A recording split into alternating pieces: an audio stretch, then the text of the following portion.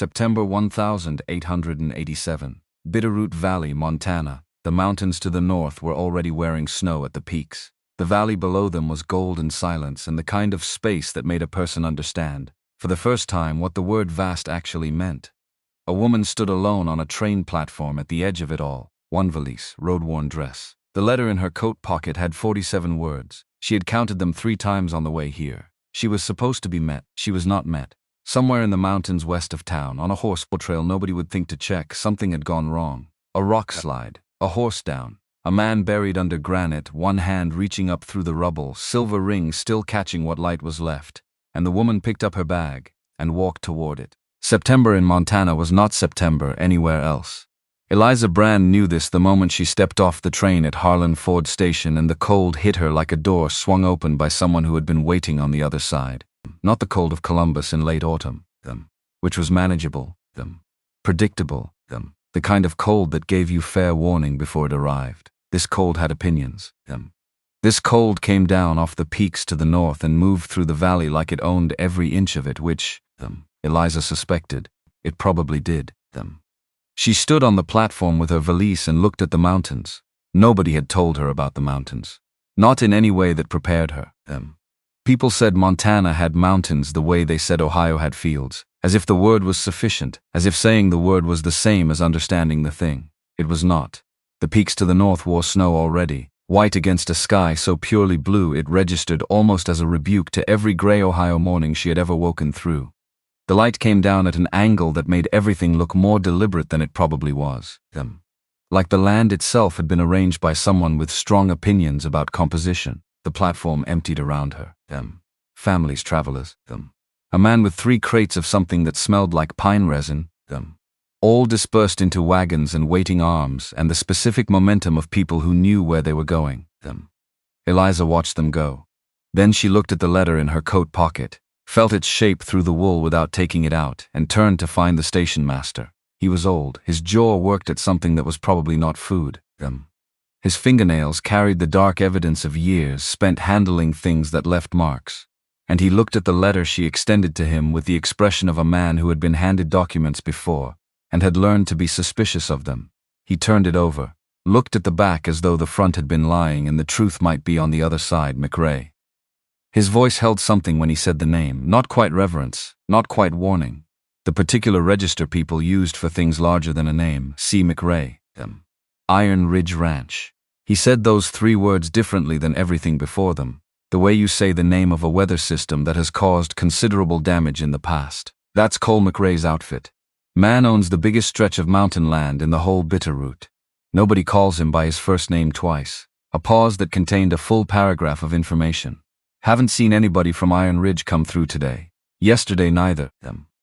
Eliza took the letter back. Put it in her pocket next to the mother-of-pearl button she had carried since she was old enough to have pockets and too young to explain why. She pressed her palm flat against the outside of the coat, feeling both things through the wool. Then she let her hand drop.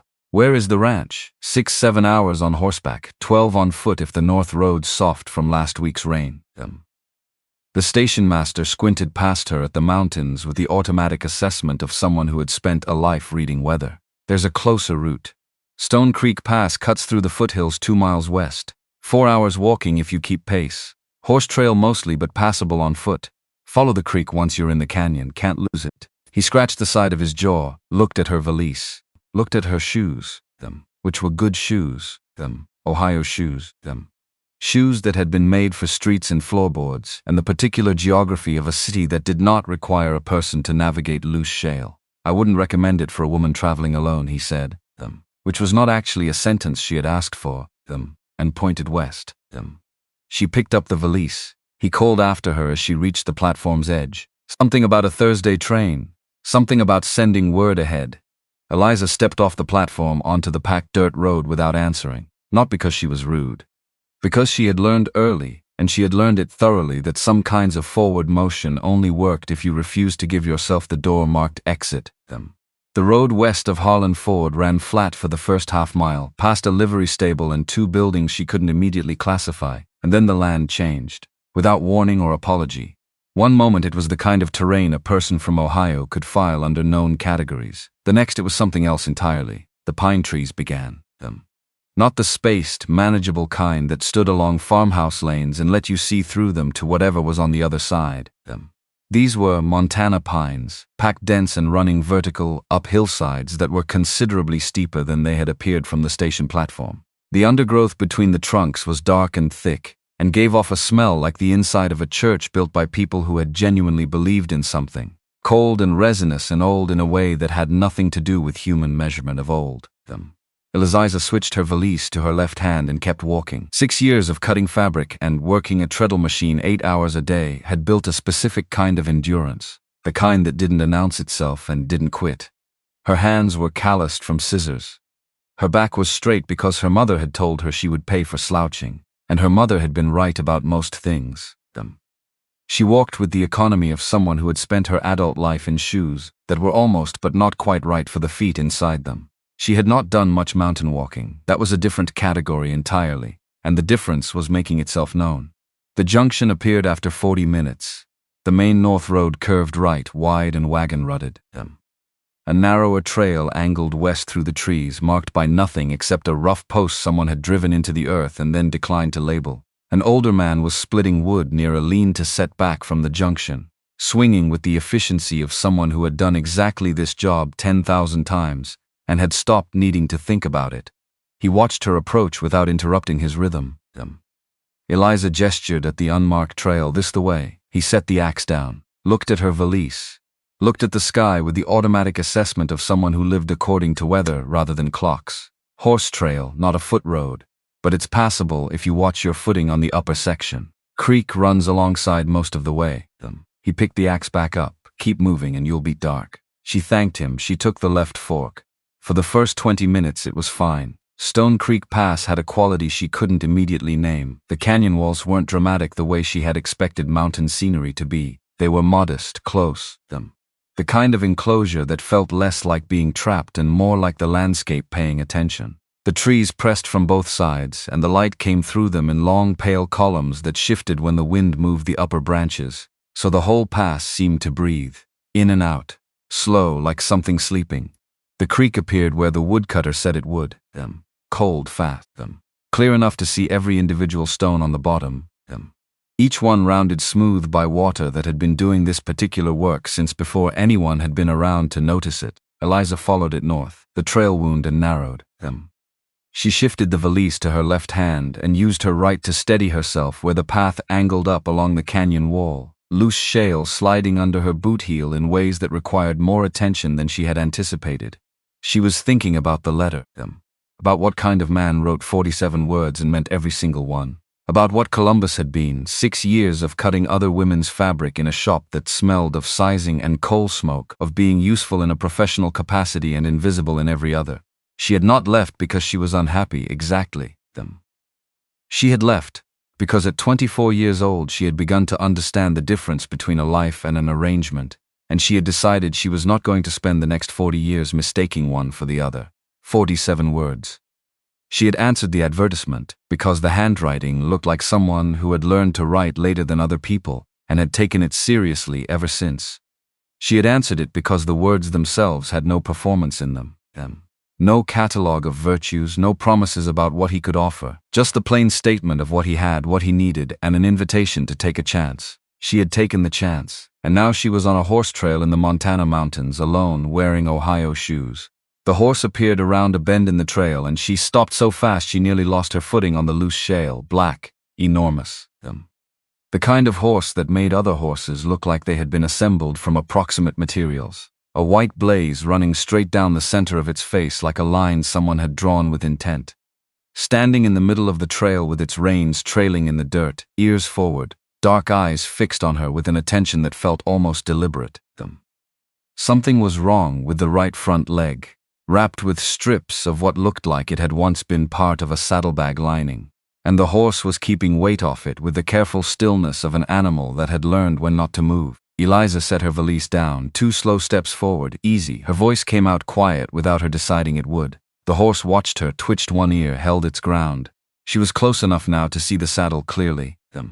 Good leather, dark with use along the seat and skirt where years of a rider's weight had done their patient work. And on the near saddlebag, tooled into the leather in a simple border, 3 letters, IR. Her hand had already reached for the trailing reins before the letters fully registered them. Then she was standing there with the leather warm in her palm, the horse breathing against her cheek, and 3 initials sitting in the back of her mind, like a door that had clicked open a quarter of an inch. She looked at the trail ahead. The marks in the soft earth told the story plainly. Hooves that had skidded, something very large going sideways and then going down. The pale undersides of small stones flipped up recently, not by weather, them. A broken branch at chest height where something had grabbed for purchase and not found it. A dark smear against the canyon wall that she looked at and then looked away from. She followed the marks. The boulders were around the next bend. A fresh scar on the canyon wall showed pale against the weathered stone above them, edges still sharp, no weathering yet. Them. Rock that had come down recently. The trail marks led around and behind the largest of the fallen stones. Eliza went around it and stopped. A hand jutted from beneath a slab of granite at an angle that communicated everything about what was underneath it without requiring additional information. Palm upward, fingers slightly curled. Them. The slow, barely perceptible opening and closing of someone trying to hold onto something that kept slipping away. The palm was calloused in the way that came from years of rope and tool handle and sustained outdoor work. A silver ring on the 3rd finger. No stone. Them. Still moving. Them. Just barely. But moving. Eliza dropped her valise. She was over the smaller rocks before she had consciously chosen to move. One knee scraped through her skirt on the rough stone. Something tore at the hem. She did not stop. Them. The man lay on his side, half buried under the slide, face turned away from her. And he was breathing. She fixed on that first and held it like a reference point. The labored, shallow rise and fall of his chest. Present there, she got around to where she could see his face. Even down, even half buried, even completely insensible. Them. The scale of the man required a moment of adjustment she had not expected to need. He was larger than the hand had suggested, and the hand had already suggested something substantial. The shoulder visible above the rockfall was broad enough to serve as a writing surface. The arm extended alongside him was roped with muscle all the way down to that calloused, ring-bearing hand. Dark hair going silver at the temples, matted now with blood and grit from the gash above his eyebrow. The source of what had stained the rock wall back up the trail, still seeping slowly into the earth beneath his head. A jaw that looked like it had been built to withstand seasons. Several days of dark beard across it.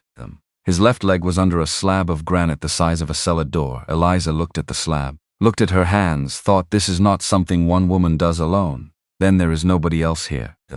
Then, without giving herself the opportunity to reconsider, all right then, she found the branch first. A fallen pine, straight-grained, roughly the diameter of her forearm, and long enough to give real leverage if she could find the right angle and something solid enough to use as a fulcrum. She dragged it through the loose rock, got it wedged under the near edge of the slab, found a smaller stone, tested the position, repositioned. Her hands were already scraped from the climbing and the blood made her grip uncertain. She shifted her angle and tried again. The slab was too heavy for the branch alone. She knew this before she tried. She tried anyway because you had to know a thing for certain before you could move past it. She went back to the black horse, spoke to it steadily while she worked the reins into a configuration she could use. Apologizing in the general direction of every horse she had ever encountered for what she was about to ask. The horse bore her adjustments with a patience that felt almost personal, like it had decided she was probably trustworthy and was waiting to see how the situation developed. She tied the reins to the branch, looked at the horse. One step, just one step forward. She put her weight on the branch. The horse leaned into the pull. The slab grated an inch, then 2, and beneath it the man's leg shifted, and he made a sound that came from somewhere below language, below thought, from the bottom of something. Eliza locked her arms and kept her weight on the branch, and the horse kept moving. One deliberate step and the slab tipped sideways and slid and the leg came free. She sat down in the dirt. Her arms were shaking. She noticed this only after the effort stopped, as if her body had been waiting for a moment of inattention to reveal what it had been doing. His eyes were open, brown, dark enough to be almost black, fixed on her face with the desperate concentration of someone assembling the present from pieces that kept shifting. His lips moved. Nothing came out. She went to him, got her arm under his head. The sheer weight of it would be something she thought about later, when she had time for surprise. She retrieved the canteen from the saddle and tipped a small amount of water against his mouth. He swallowed, coughed once, wet and deep, swallowed again. Water, The word came out scraped raw, I know, not too fast. His eyes moved across her face. She could watch the process. The slow, deliberate work of a mind returning to itself, testing what was real, crossing something uncertain. Who? A cough cut the word in half. Someone who was walking through this pass. She pressed 2 fingers along the line of his shin, watching his face rather than her hands. What she saw was pain. Considerable and honest pain, but not the specific escalating horror of bone grinding against bone. Don't try to move yet. Your leg needs checking before you put weight on it. His eyes went to the tipped slab, to the branch, to the hoof prints in the soft earth. Back to her. You moved that rock. The horse helped them. The ankle was already swelling to half again its normal size, the skin drawing tight and shiny over the joint. Sprained badly, possibly with ligament involvement, but not broken. The forehead wound was worse. Deep, ragged at the edges, still seeping. There's a cabin, she said. You mentioned it before you went under. Something clarified behind his eyes. Half-mile. Follow the creek north, can you ride? A pause with actual honesty in it. Not alone. Eliza looked at the horse, looked at the man, made the calculation she had been making her whole life. Not about what was easy, but regardless of whether it was easy. Then we ride together. She got to her feet. If your horse doesn't object, The horse did not object. Getting Cole McRae onto his own horse was the hardest physical thing Eliza Brand had ever done. And at 17 she had moved a cast-iron stove across a kitchen floor by herself because the delivery men had placed it wrong and she had needed the cooking surface before they could return. This was harder. He was semi-conscious through most of it, which helped in some ways and complicated everything else. She positioned his good leg, got her shoulder under his arm, used the boulder beside him as a staging point, talked at him in the low, steady voice she used when she needed to direct without alarming. Put your hand here. Your foot, the stirrup, that one. Something cleared in his face at the right moment. His good leg found purchase. Eliza pushed from below with everything she had and he ended up draped across the saddle. She would never in subsequent recollection be entirely clear on the physics of the final 18 inches. She took the reins and started walking. The creek ran alongside her, cold and certain and completely indifferent to everything happening on its banks. The light was failing. She couldn't see the sky through the canopy, but she felt the temperature dropping, the air taking on the quality of Montana dusk, which felt less like darkness arriving and more like warmth deliberately departing. 1 foot, then the next. Her valise was back among the rocks where she had dropped it. She did not think about it. She would go back for it or she wouldn't, and either way was a problem for a version of herself that existed after this immediate problem was solved. The cabin appeared between one step and the next, or it seemed that way. A dark shape against the tree line, low and solid, built from logs by someone who had understood that a structure in this country needed to be able to argue back against the weather. A stone chimney, 2 small windows with actual glass, the creek running within 20 feet of the west wall, and there, above the door, worked into a wooden crossbeam with what must have been considerable effort, 3 letters. Eliza looked at those letters long enough to be certain she had read them correctly, Then she looked at the man she was supporting, heavy against the horse and breathing in the shallow rhythm of someone running on what remained, and she pushed the door open and got him inside. The cabin held the accumulated cold of a place unheated for weeks. But it was dry, it was shelter. That was the only accounting that mattered. She found the fire materials on the first look, kindling stacked in graduated sizes by someone who did things correctly as a matter of habit. Lamp oil and matches in a tin box on the mantel, a folded wool blanket smelling of cedar, supplies on the shelf, beans and cornmeal and dried beef and salt, provisioned for the fall grazing season by hands who would not return until spring. A copper pot on an iron hook above the hearth. She was an emergency. The supplies were there for emergencies. The arithmetic was simple. She got the man onto the narrow cot against the wall. The process was somewhat easier than loading him onto the horse and not as easy as she had hoped. She pulled the blanket over him and turned to the fire. 3 matches. Then she stood in front of the flames for 30 seconds with her eyes closed and let the warmth reach her hands. Then she started working. The forehead wound needed closing. She had a sewing kit in her coat pocket, a small needle and waxed thread meant for fabric. The principle was identical. The material not so different in the ways that mattered. She heated water in the copper pot, tore strips from her petticoat, worn cotton, the cleanest material she had, and cleaned the gash by firelight, with the methodical care of someone who understood that haste here would cost more than it saved. 8 stitches, even spacing. She worked slowly, not because she was uncertain, but because the work required exactness, and she had spent enough years learning that exactness could not be rushed without consequences you paid for later. He came partway to consciousness at the 5th stitch. His hand moved with startling force, closing around her wrist. His eyes opened, fixed on something she could not see. She held his shoulders down with her free arm. "You're safe. Lie still." He fought for a moment, the reflexive resistance of a body responding to an identified threat. Then it drained out of him and he went loose against the cot. She tied off the 8th stitch and examined her work. Acceptable.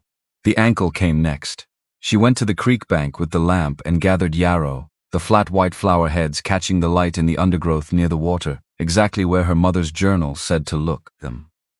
Her mother had written about yarrow in the plain, factual voice of a woman who had learned these things because she could not afford alternatives, and had written them down so that the knowledge would not die with her. Eliza crushed the leaves between 2 river stones, applied the preparation to the ankle with even pressure, wrapped the joint firmly but not tight with the remaining strips of petticoat, elevated on a rolled blanket. Folk knowledge carefully applied, the best resource available, the only one on hand. She sat down in the chair at roughly 2 in the morning. She had been half dozing against the wall for what felt like an hour when she felt rather than heard the change. Faster, shallower, the breathing of a body fighting something on an interior front. Her palm went to his forehead and found it burning in the specific way that meant the body had decided this was serious. Right then, here we go. She fed the fire, got the water heating, changed the compress on his forehead in the rotation her mother had drilled into her. Cool cloth, then warm, then cool again. The rhythm of keeping a fever from climbing while the body worked through what it needed to work through.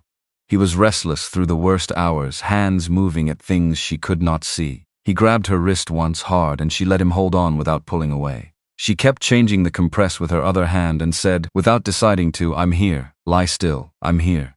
Eventually the grip loosened. Dawn came gray through the window. The fever broke somewhere in the dark before it, the heat fading under her palm in degrees too gradual to mark exactly, the way a stove cools after you stop feeding it. By the time the light had gone from black to the pale gold of early morning in the mountains, his skin had cooled to something approaching normal, and the shallow rasp of his breathing had settled into something that no longer frightened her. She had not slept. She sat on the floor with her back against the cot legs, and watched the light come through the window and thought about 3 carved letters above a door, and 47 words in her coat pocket, and the particular fact that these 2 things might be more connected than she had initially understood. He woke at first proper light. She was at the hearth adding wood when she heard the change, the shift from the rhythms of unconsciousness to something with intention behind it. She gave him a moment before she turned around. Where? Not a complete sentence, the beginning of orientation, a cabin. The one you mentioned before you went under. She poured water into a tin cup from the shelf and brought it to him. He took it with hands less steady than she would have liked, but steadier than a few hours ago. Drank with the careful economy of someone who understood rationing even half awake. His eyes moved around the room, taking in the compress on his forehead, the wrapped ankle elevated on the rolled blanket, the fire, the strips of cloth she had hung on the hearthstone to dry, the organized arrangement of the shelf, Something in his face was running an assessment she could not fully read. How does the leg feel? Like it met something heavier than itself. That's accurate. The bone is intact, the joint is a different matter. You'll be off it for several days at minimum. She sat in the chair across from him. The head wound I closed with 8 stitches. If you feel them pulling, tell me. If you see redness spreading outward from the wound, tell me immediately. A pause. Are you hungry? He looked at her with an expression she couldn't fully place. Not suspicion exactly, something adjacent to wariness. The look of a man running an assessment of a situation he had not anticipated and was not yet sure what to make of. Who are you? Someone who was walking through that pass. She held his gaze with the same steadiness she had held onto since Harlan Ford, because it was the thing most entirely her own. My name is Eliza Brand. I came from Columbus, Ohio. I'm on my way to Iron Ridge Ranch. Something moved in his eyes. Fast, controlled, gone before she could name it. Iron Ridge. His voice stayed level in the practiced way of someone applying deliberate effort to keep it there. That's what I said. He looked at her. Outside the window the creek ran on. I have a letter from someone at that ranch. He was supposed to meet me at the Harlan Ford station yesterday. He didn't come. The silence had a density to it. I'm sorry to hear that, he said. I know, so am I. She went to the supply shelf. She had 2 biscuits in her coat pocket from the Columbus station 4 days ago. traveling food she had forgotten in everything that had followed. She took them out now, looked at them, broke the larger one in half, then considered and broke it again, making the bigger half bigger. She carried the larger portion across the cabin and set it in the hand lying flat on the blanket. He had been watching her through half-closed eyes. She had felt the quality of that attention even before she turned around. His eyes opened fully now, looked at the biscuit, looked at her. "Eat," she said. "You need it more than I do right now." She returned to the fire, sat cross-legged on the floor, and began eating her own portion slowly. The biscuit was dry and slightly stale and tasted like the kitchen at the Columbus boarding house on a Sunday, plain and sustaining and not what you would choose if you had choices, but exactly right for what was needed. She ate in small pieces and made each one last. This was not a performance of generosity. She had food and he did not, and he was injured and she wasn't, and the arithmetic was that simple. Her mother had understood arithmetic of this kind as a moral position rather than a calculation, and Eliza had inherited the view without ever having to decide whether she agreed with it. She was looking at the fire when he spoke. "Your name is Eliza Brand." He said it slowly, the way you say something you are committing to memory. "Yes, and you walked through that pass alone." A pause. Then, with the care of someone picking their way through uncertain ground, "What does the man at Iron Ridge want with a woman from Columbus, Ohio?" She looked at him steadily. "He wants a companion who isn't afraid of hard winters or hard work." Those are his words. She looked back at the fire. "I answered his advertisement in the Ohio newspaper. He wrote back 3 letters, then a train ticket. Then he didn't come to the station where he said he would be." He was quiet long enough that she turned to look at him. He was looking at the biscuit in his hand, not eating it, holding it. His face carried the expression of a man who has been handed something he was not prepared for and is trying to determine what exactly it is. Then he looked up. "What's his name?" "The man at Iron Ridge, C. McRae." She watched his face. "The station master said everyone in the Bitterroot knows the name. Said he's the largest landholder in the valley." A pause. "Do you know him?" His eyes went to the door beam, to the carved letters there, then back to her, and in that fraction of a second she saw what she was not supposed to see. The look of a man hearing his own name used by someone else and arriving a beat late to his response. The slight recalibration. The deliberate evenness that followed it. "I've heard the name," he said. "It's a small valley." Eliza looked at the door beam, looked back at him. "Let the silence do what silence did when you let it." "What's yours?" He looked at her. The wary, assessing look she had seen versions of since he opened his eyes. She watched him decide something. "Eli," he said. "Just Eli." Eliza held his gaze for a moment longer than was comfortable. Then she looked at the fire, then at the initials above the door. Then at the man on the cot who had declined to offer a last name while lying in a cabin that belonged to someone whose last name she had already developed a reasonable hypothesis about. "All right, Eli." She looked back at the fire. "You should eat that before it gets any staler." He ate it. She kept her face toward the flames and let him think whatever he needed to think. Outside, the Bitterroot morning was coming fully into itself. Cold and clear. The kind of clean that only arrived after weather had done its necessary work.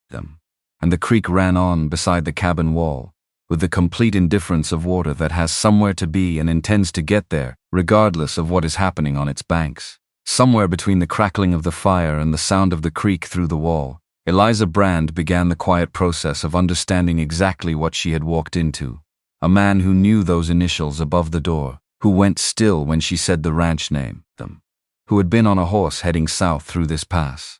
She turned the page of what she knew and read it carefully. The letter in her pocket, 3 carved letters above a door, a horse bearing the same initials, a man in the pass on the 14th of September moving toward Harlan Ford. She did not have certainty.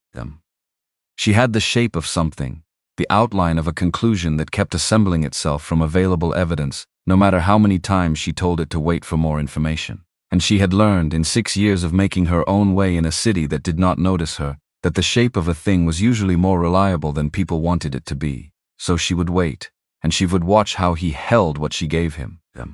And she would decide what to do with what she learned. Not yet, though. Not tonight.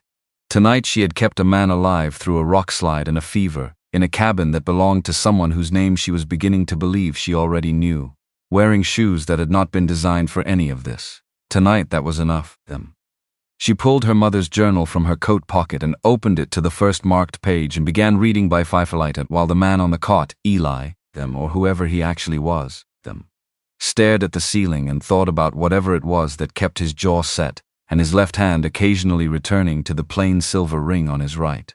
Outside, the bitterroot settled into its first full dark of September, cold and enormous and entirely indifferent to the small warm light burning in the outpost cabin beside the creek. She read, he rested, the fire held. For now, that was enough. The second morning arrived without ceremony. Gray light through the window first, then the thin gold that meant the sun had cleared the eastern ridge, then nothing from the meadowlark that had set up residence in the brush the day before, which was its own kind of information. Birds went quiet before weather changed, and the temperature had dropped enough overnight to make a person wonder. Eliza had slept 4 hours. She knew this not because she had tracked it, but because the fire had burned to coals when she woke, and she had built it to last 6, which meant 2 hours were unaccounted for somewhere in the dark between keeping watch and unconsciousness finding her anyway. Her neck had opinions about the floor. She acknowledged them and stood up. Cole was already awake, not recently. The stillness of a man who had been lying in the same position long enough to have arrived at several conclusions, which was different from the stillness of rest. Both hands flat on the blanket at his sides, eyes on the ceiling. The posture of someone making a deliberate effort to occupy no more space than he had been allotted, which from a man his size required a specific and conscious kind of discipline, and was its own kind of information about who he was when nobody was asking him to perform anything. Fever's been gone since before dawn. She went to the fire and got the water heating. Color's better. How's the head? Clearer. Stitches pulling? No ankle? A pause shorter than the head question had warranted. Fine. She turned to look at him. He looked back with the expression of a man aware he had answered too quickly. I didn't try to stand, he said before she could speak. She turned back to the fire. The stool has been moved 3 inches from where I left it. A longer silence. I needed to test the range of motion, and the range of motion confirmed that standing wasn't advisable. She kept her voice level because she was keeping it level deliberately, and she was reasonably sure he could distinguish between even by nature and even by effort. Next time you want to test something, tell me first. If you've done more damage to the ligaments, I need to know before I wrap it wrong. He said nothing for a moment. Fair. She checked the ankle while the water heated. The swelling had progressed the way swelling did before it started going the other direction, which was normal. The bruising had spread and darkened, mottling toward the edges of the foot in the colors of a bad sunset. No new instability when she pressed along the bone. The ligaments were doing what damaged ligaments did, making any further use sufficiently unpleasant to discourage repetition. 3 more days minimum. She rewrapped the joint with fresh strips. Possibly 5, which means you're not riding anywhere. Which means I'm not walking to Harlan Ford alone until you're mobile enough to be left. You'd walk 12 miles to Harlan Ford alone. I walked here. She tied the last strip. I'll figure out the rest when I figure it out. She stood. Is there anyone at Iron Ridge who would come looking for you? The pause was 2 beats too long. My foreman, Dutch Bowman. If I haven't earned by turn tomorrow morning, he'll send someone up the North Road. Another pause. But not through the pass. The pass isn't a road he'd think to check. So we may be here a few days regardless. She went to the supply shelf. The inventory was enough for 4 days, possibly 5 with management. The supplies will last.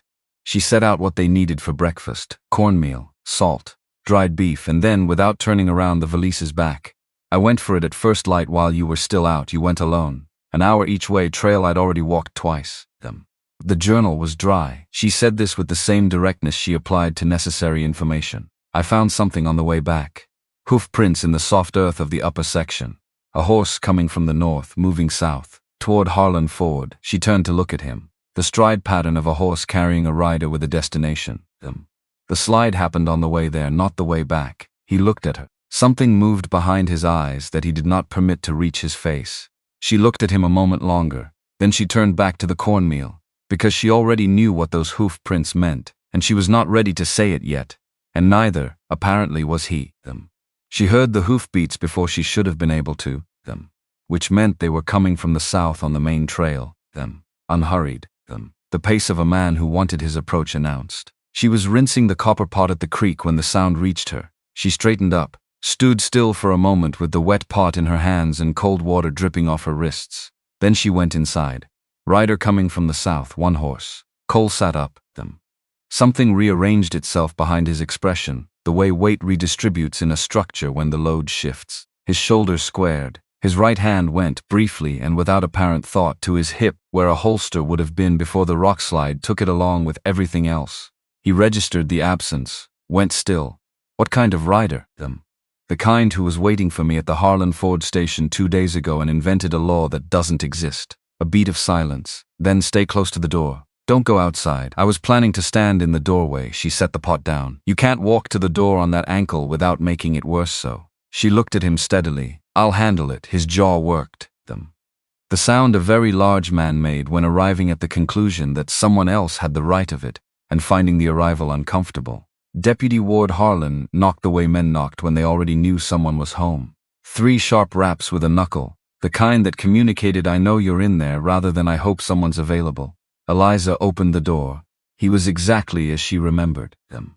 Badge catching the afternoon light, hat at the deliberate angle of practiced authority, the self-assurance of a man accustomed to defining the terms of every room he walked into. He looked past her immediately, scanning the cabin's interior, taking inventory with the eyes of someone who had learned to count available exits and leverage points before any other assessment. Cole looked back from the cot, unhurried. The attention of something very large and very rooted watching weather approach. Miss Brand. Harlan's voice carried a quality of careful pleasantness, the kind that had something harder underneath it. Word reached me there was a woman sheltering at this outpost. Wanted to make sure everything was in order. Everything is fine. Thank you for your concern. Your friend there, he's hurt? He was injured in the pass, he's recovering. Harlan's eyes moved around the cabin again. The medical materials on the table. The journal open on the page she had been reading. Cole, who had not shifted a single inch and was doing something with his stillness that made Harlan's gaze return to him twice and then deliberately move away, which told Eliza that whatever Cole was doing, it was landing. There's still the matter we discussed at the station, Harlan said. The pleasantness had thinned. The residency documentation for women arriving under marriage correspondence. There is no such documentation. She said it the way she said important things, plainly, without heat, without the softening that invited negotiation. There is no such law in Montana territory. A pause timed carefully. I know this because I walked to the main road at first light this morning and stopped a southbound mail rider and sent a letter to the county sheriff's office asking about the specific statute you cited yesterday. Something moved through Harlan's face. Fast, controlled, mostly gone before it finished arriving. That letter may experience delays. It asked a yes or no question about whether a specific law exists. Either it does, in which case the response will say so, or it doesn't. She left the sentence open. People filled those gaps with worse things than she would ever put there herself. Harlan looked past her at Cole. Cole looked back, nothing moving in his face. Taking up his portion of the world without apology or announcement, the way a mountain range regarded incoming weather, with the specific patience of something that had been there longer than the weather and intended to remain.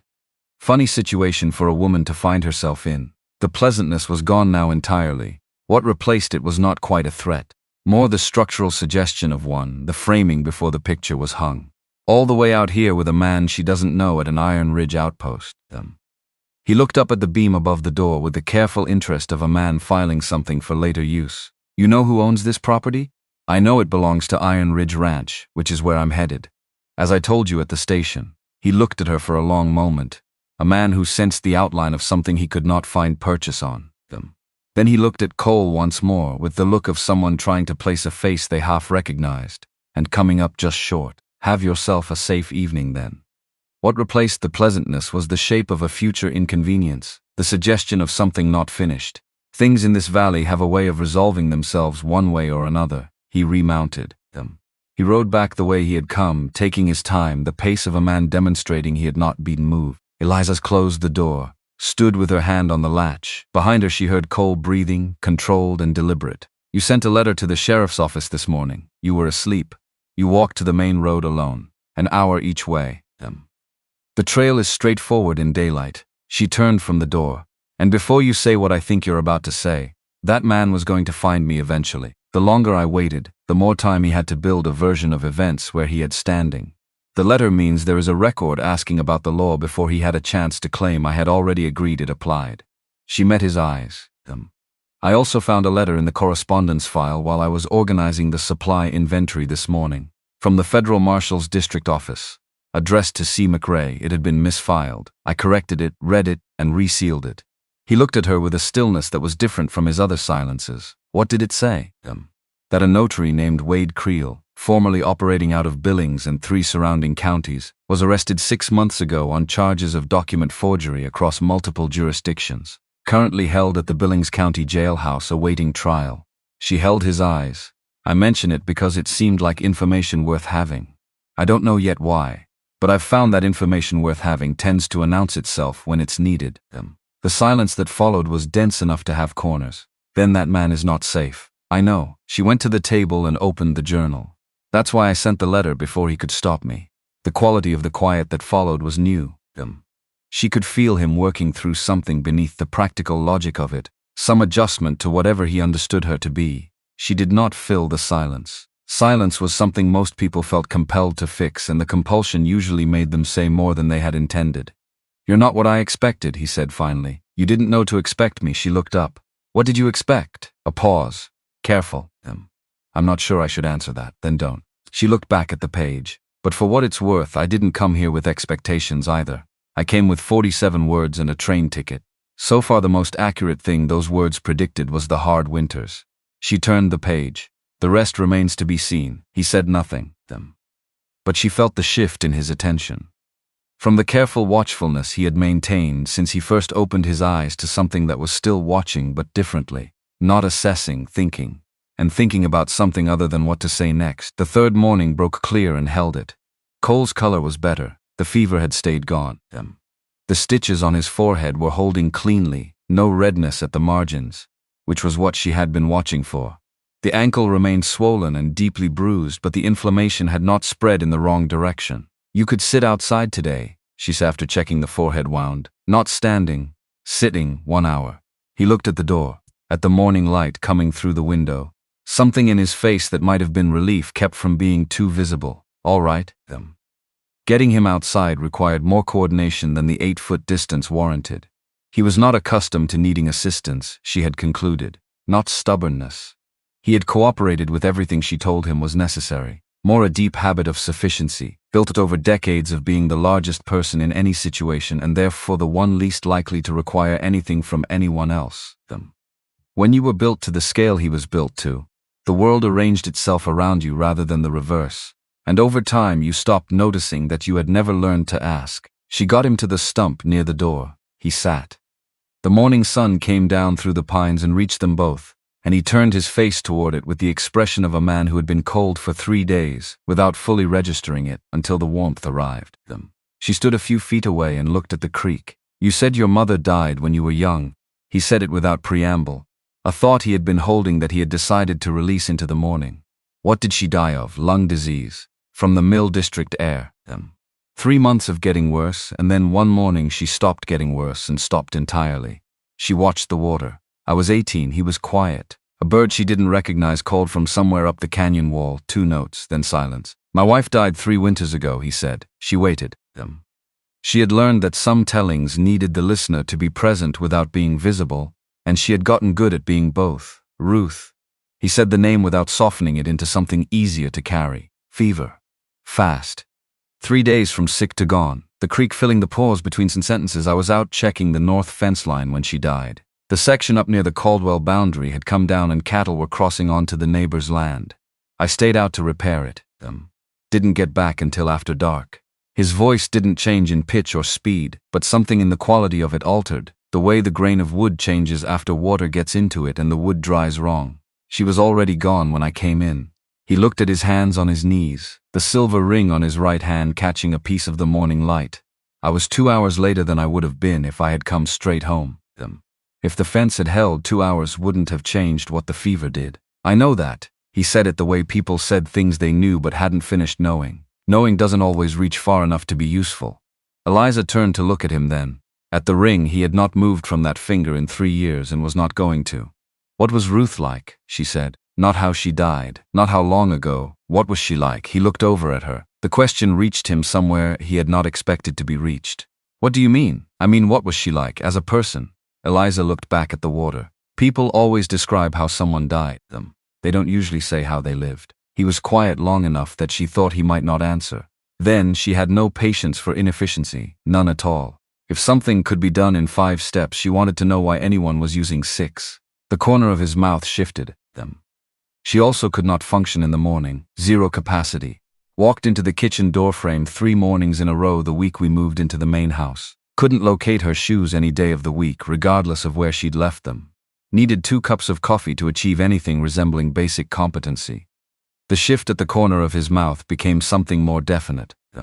She thought all of it was considerably funnier than I did, and he laughed.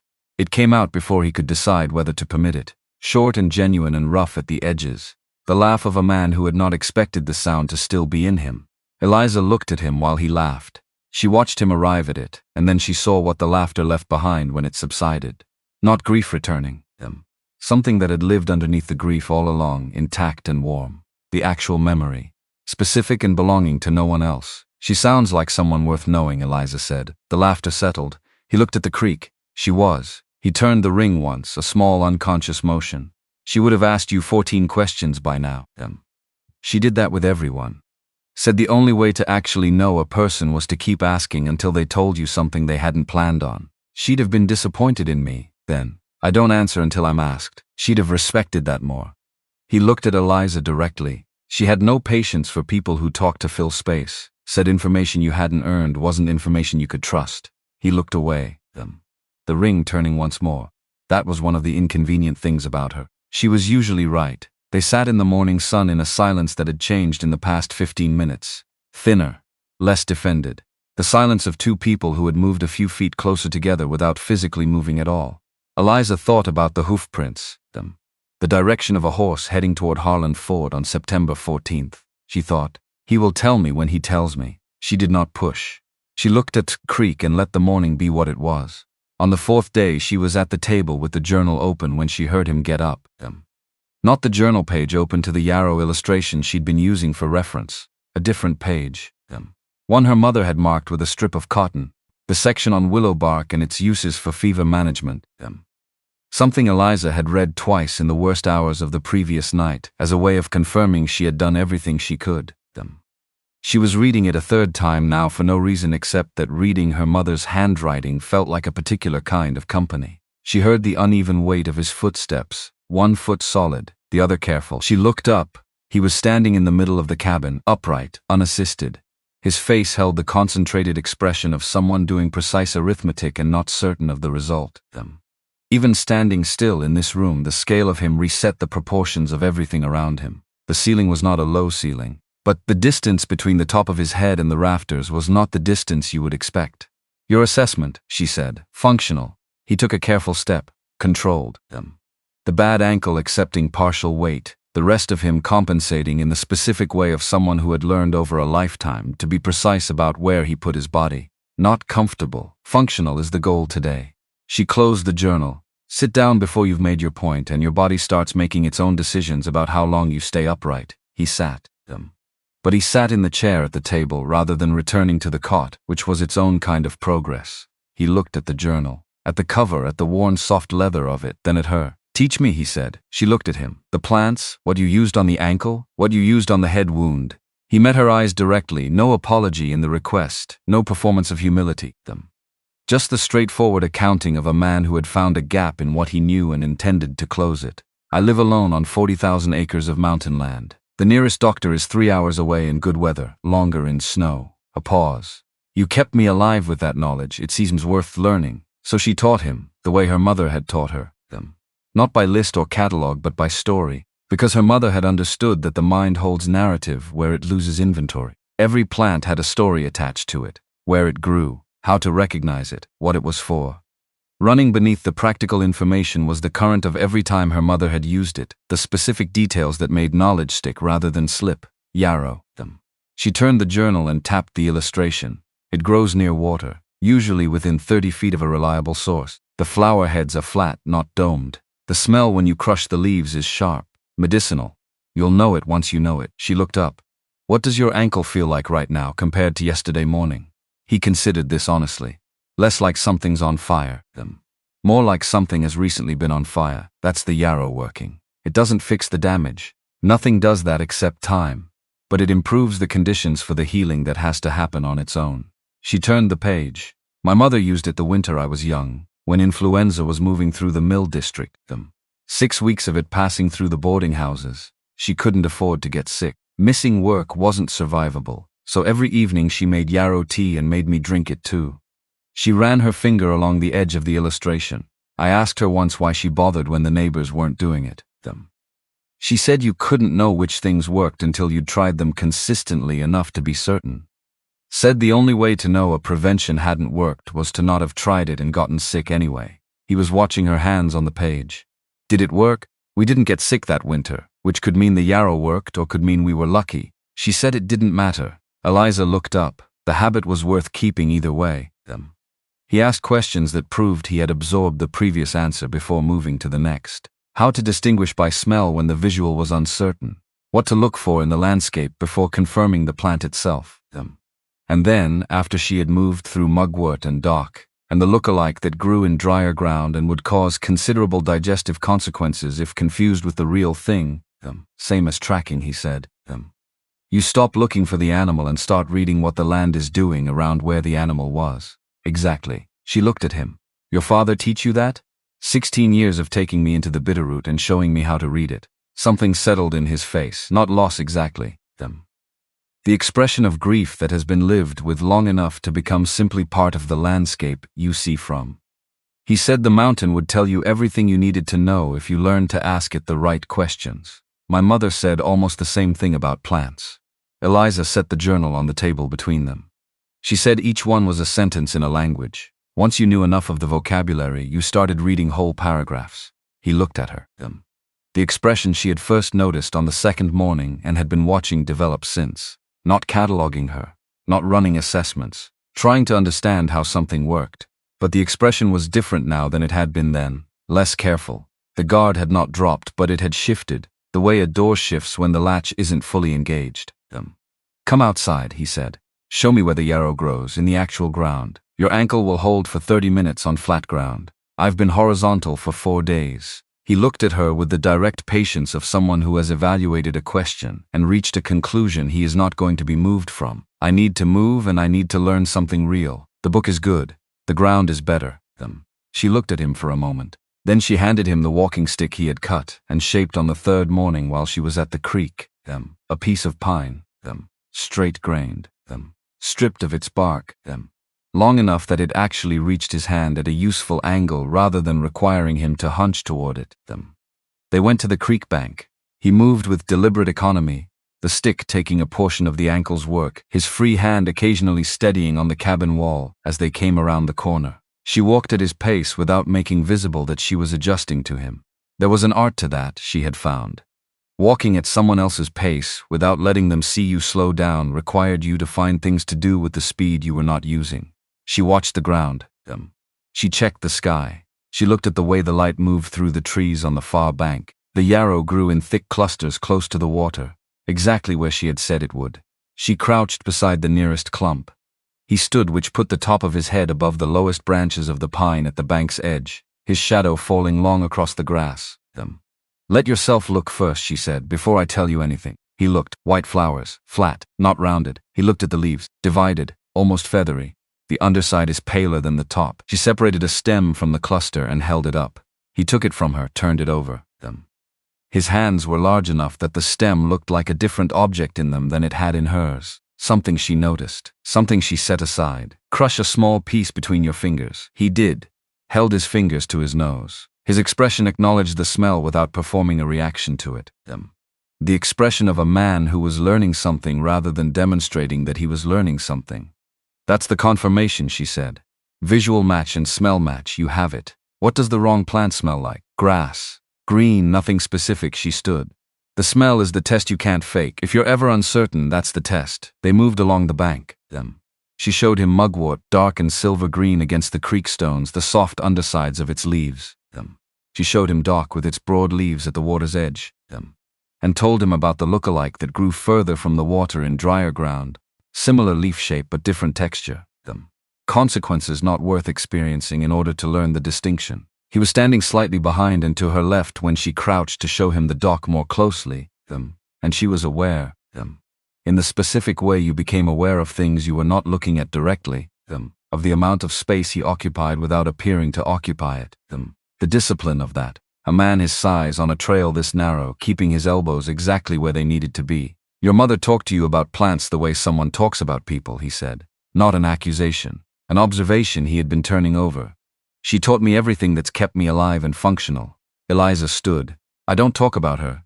I repeat what she said, because most of it was right. She looked over at him. He was watching her with the expression that had no evaluation in it, trying to understand how something worked. Your turn, she said. He blinked. Beg your pardon. You said your father taught you to read the land. Show me something about this particular patch of it that a book couldn't. She gestured at the creek, the far bank, the sky visible in the gap above the canyon. We've been in this space for 4 days. What can you tell me about it that I don't already know? He was quiet for a moment. Then he turned to look at the water. The level is down about 3 inches from where it was when we got here, he said. The source, probably a spring somewhere northeast of us, has slowed in the past 4 days. When the source reduces that fast, it usually means a dry week is coming. No snowpack releasing above means the temperature at elevation has dropped. He looked at the sky. The light today is different from yesterday, flatter.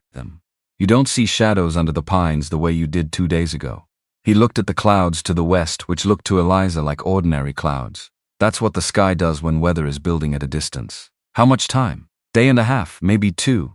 She filed this alongside everything else he had given her. What should we do before it arrives? Extra wood inside. Check the north wall of the cabin. The chinking dries and cracks over summer.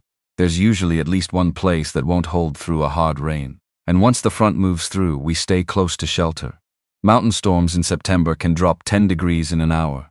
She looked at the cabin wall. Show me how to check the chinking, he showed her.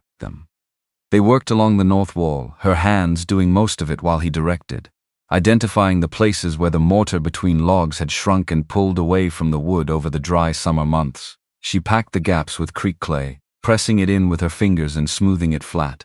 He showed her how to test the seal, pressing a strip of bark against the fresh clay and checking the contact. They were at the far corner, the last gap, when she reached up to a point higher than comfortable. His hand came to her shoulder, brief, without announcement, steadying her without making it into anything more than steadiness. She pressed the clay in, smoothed it, stepped back. His hand had already moved. They were both looking at the wall. Good, he said. Good, she agreed. They went inside and did not discuss it, because there was nothing to discuss.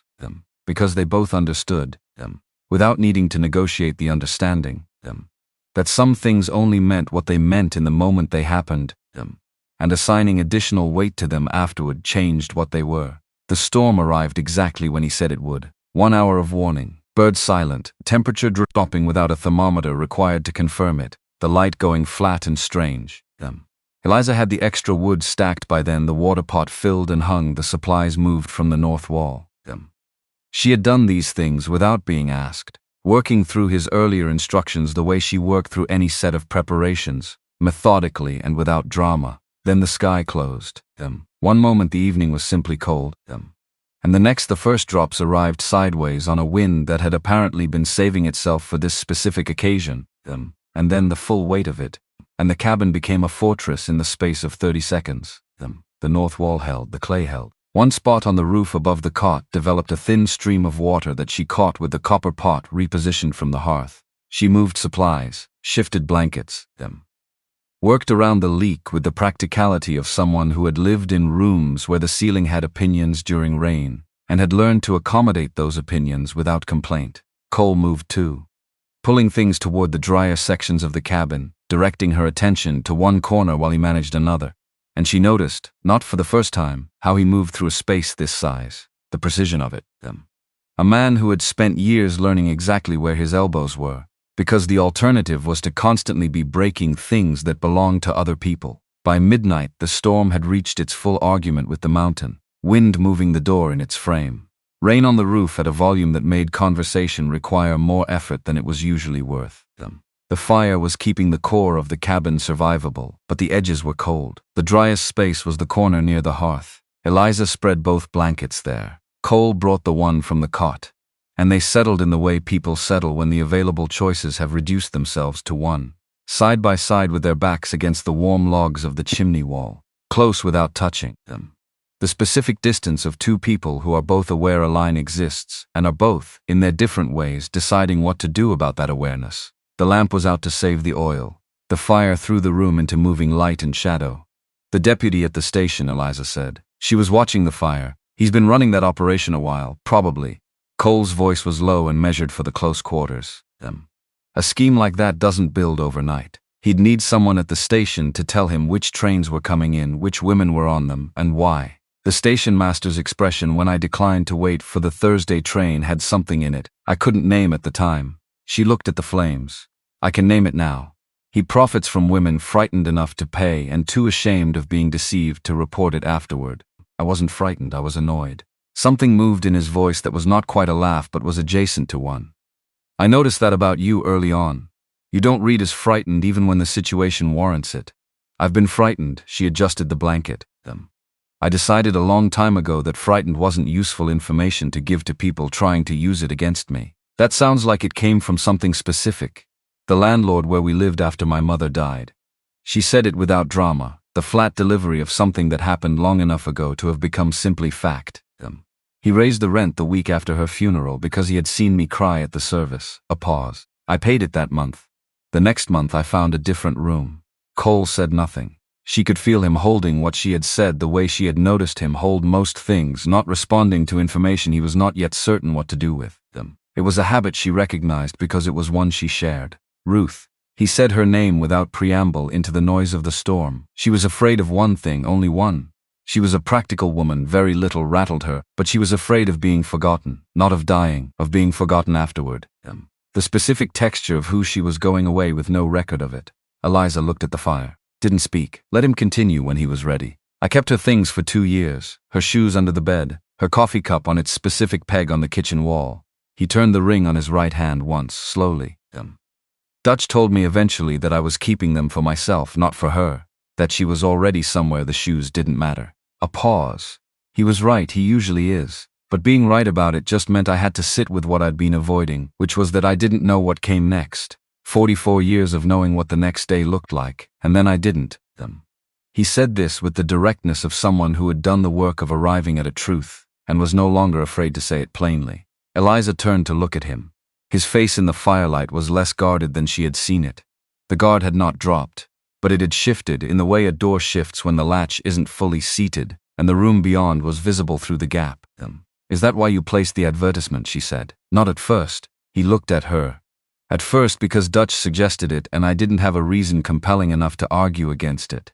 But after 43 letters I understood what I was actually looking for. What I hadn't been able to name before. And what was that? He looked at the fire. She felt him deciding how precisely to say it. Someone I'd be genuinely glad to know, he said. Not someone to fill a function, someone I would actually be glad about. He paused. There's a difference between those two things. I didn't understand the difference until I had read 43 letters that offered me the first one and nothing that felt like the second. The wind hit the door hard enough to move it in the frame. Both of them looked at it. The fire surged in the draft and the light jumped and then settled. The moment had been interrupted before the next thing could arrive. And Eliza felt the interruption as something physical. A space where something had been about to land. Now empty. She turned back to the fire. Sleep, the ankle will stiffen badly if you don't rest it. He looked at her for a moment with an expression the moving light made difficult to read.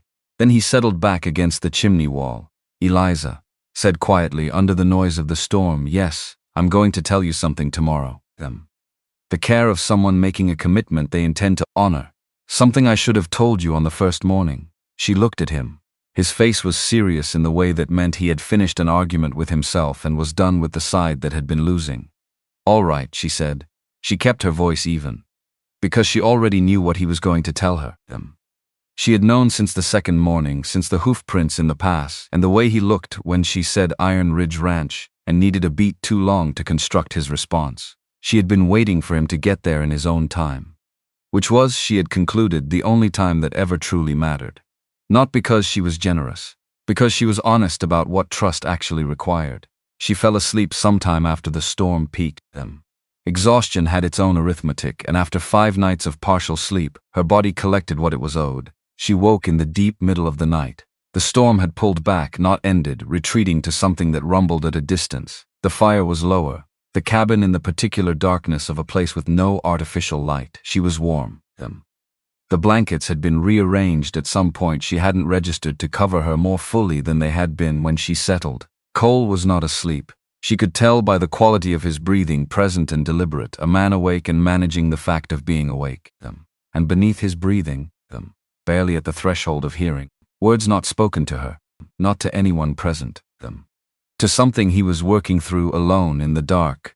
The way men like him apparently worked through the things that mattered, quietly, when they believed no one was listening. She strained without moving, caught shapes rather than complete sentences. Should have told her.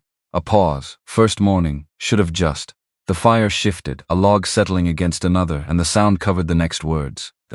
She doesn't know, his voice dropping lower, a sound like something being set down with extreme care. And when she does, she'll. He didn't finish. Or he finished somewhere below what she could reach. Eliza lay still, eyes nearly closed. She knew. She had known since the second morning the initials, the horse, the hoofprints going south on September 14th. The way he had looked when she said Iron Ridge Ranch and needed a beat too long to respond. She had said nothing. She had been watching how he held what she gave him, and what he had done was hold it carefully. He had not used it. He had not banked it against her. He had carried it like something he was trying to figure out how to return. She thought about 47 words. About what kind of man wrote them and meant them, and then lost his nerve when given the chance to be known directly. Not because he was dishonest, but because being wrong about someone once had gotten into him in a way he hadn't finished working out. There was a difference between those two things. A meaningful one. She had met dishonest men. She knew what that looked like. This was not that. Eventually his breathing changed, deepened, evened into the rhythm of someone who had finally stopped fighting sleep. Eliza opened her eyes and looked at the ceiling, at the shadows the dying fire threw across the log beams. She let herself feel the full weight of the situation without managing it, which was what she usually did with weight. She gave herself until the fire went to coals. Then she would sleep, and in the morning he would tell her what he had decided to tell her. And she would decide how to respond to what she had actually known for days. Not as performance, not as forgiveness offered too easily, as the honest next step in a situation that had been built, on both sides, from things that were real. That was the only way through that she could respect. She slept. Dawn came cold and washed clean, the way dawn came after mountain storms. The air clarified by what had moved through it, the sky a hard thin blue, the creek running higher from the rain and louder for it. Cole was standing at the open door when Eliza woke. He had pulled it wide and the cold came in with the smell of wet pine and stone and the particular silence of a landscape that has been scoured and is waiting to see what fills it. He heard her move, did not turn around. We need to leave today. His voice carried something she had not heard from him before. Not urgency, resolution. The tone of a man who has finished something internal and arrived at the side he intends to act from. She sat up. Every muscle in her back recorded the cumulated opinion of 5 nights on a plank floor. The ankle, better than yesterday. He turned. His face was clear in a way it had not been before. The way a sky is clear after weather has done its work. There's somewhere I need to take you. Where? The pause that followed was the last one of its kind, though she didn't know that yet. He looked at her with the eyes of a man who has carried something too long and has made the decision to put it down. Trust me, he said. Can you do that? Eliza looked at him, thought about what she had heard in the dark before she slept, thought about 47 words and the hoofprints in the pass going south. Thought about a man who laughed at a memory he had been afraid to touch and found it still warm. Yes, she said. I reckon I can. Something crossed his face, the beginning of something. Not relief, not yet, the first breath of it, the loosening that comes when you stop holding alone what you have been holding alone too long. Good. He looked out at the cold bright morning. Get your bag. We leave when you're ready. She was ready in 10 minutes. They rode out as the last of the storm's cold was lifting, the black horse carrying both of them north through a world the rain had pressed flat and then released. The grass standing again, the creek running loud. The peaks to the north sharp-edged against a sky that had decided after considerable argument to be clear. Eliza sat in front, Cole behind her, his arm around her waist for the practical reason that the trail was uneven and she had no stirrups. And someone needed to ensure she didn't go sideways on the switchbacks climbing out of the canyon. That was the complete accounting of it.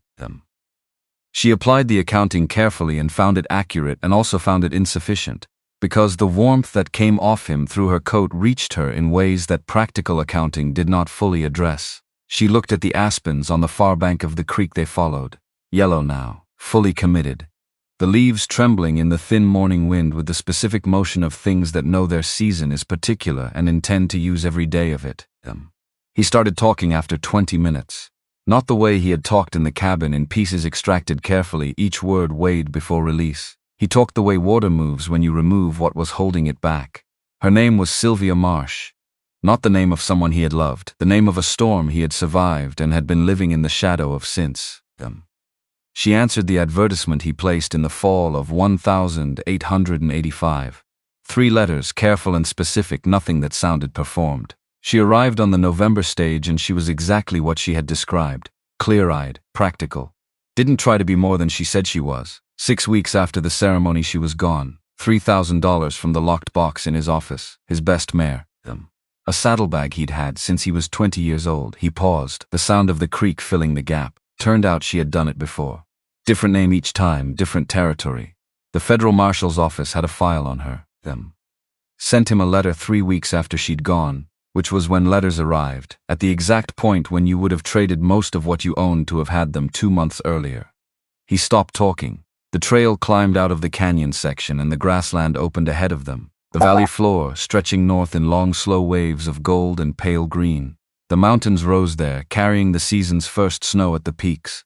Fence lines appeared on the horizon. A smudge of buildings further north. Eliza said nothing.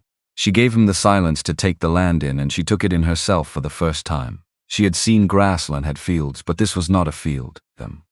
This was something that made fields seem like arguments for a different principle entirely. The principle that land should be contained and understandable, and scaled to what a person could take in from one vantage point. What was in front of her operated on different logic. It went on until the mountains caught it, and then the mountains went on. After that I decided I was done. His voice, when it resumed, was level. Not flat, level. The tone something that has been examined and set into its proper place. No more advertisements, no more strangers. The ranch was enough. The work was enough. Dutch didn't argue. He has the quality of knowing when an argument isn't what's needed. But you placed another one. Eliza said it quietly. He had. 8 months after he put the first notice away, he placed another one. He got 43 letters before hers. Most of them he could read through the first paragraph. Not badly written. Most of those women wanted something real. But he could see the calculation underneath, the specific shape of hope organized toward an outcome, and he recognized it. Hers had no calculation. She wrote about her mother's handwriting in an herb journal. She wrote that she was competent at necessary things and uninteresting at most everything else, which was a sentence nobody wrote when they were trying to make an impression. She wrote that she expected nothing beyond a fair chance. He read it 4 times, then he wrote back. Eliza looked at the mountains, at the way the snow caught the morning light at the peaks and held it while everything below was still in the blue shadow of the early hour. So you came to meet me, she said. He left Iron Ridge on the 12th. He shifted slightly behind her. He wanted 2 days of riding rather than 1. The bitterroot weather in September could close a pass overnight, and he didn't want to be caught on the wrong side of a front and arrive late. He planned to stop at the Caldwell boundary overnight, rest the horse, come into Harlan Ford on the morning of the 14th with time to spare. His horse stepped wrong on a loose section of shale in the upper pass on the 13th. She went down, he went off. The slide came before he could get clear. When I woke up and you were there, he said, and you didn't know my name, and you were looking at me the way you look at a problem that needs solving, rather than a person whose name you needed to know.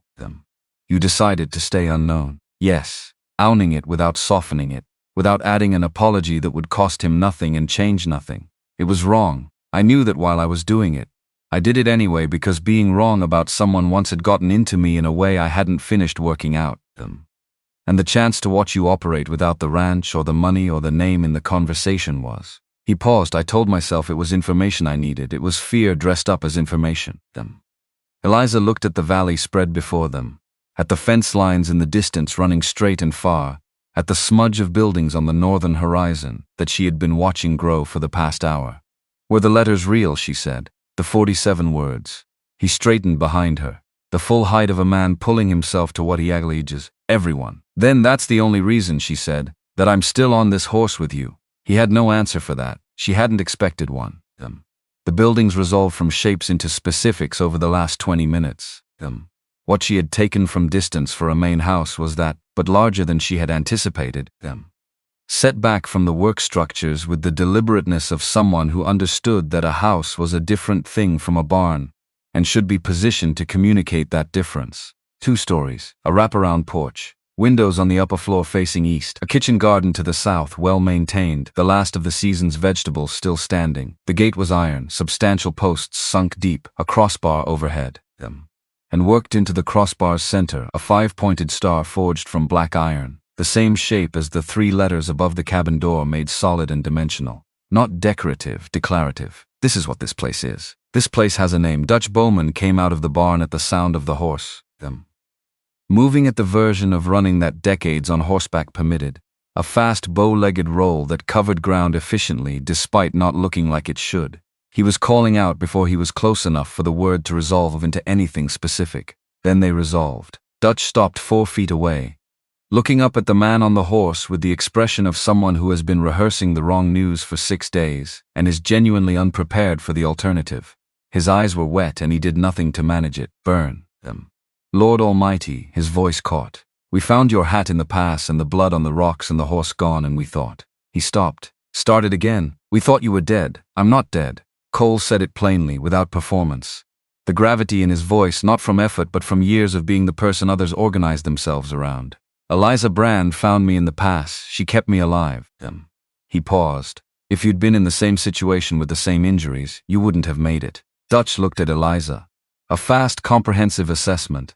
The kind built over decades of evaluating people under working conditions, reading the difference between someone who had survived one difficult circumstance and someone who understood difficult circumstances. Whatever he found satisfied, whatever standard he was applying, ma'am. He took his hat off and held it to his chest. I believe I know who you are. Then you know more than I did when I arrived, Eliza said. Dutch blinked, looked at Cole, looked back at Eliza, put his hat on. A man filing information efficiently and proceeding.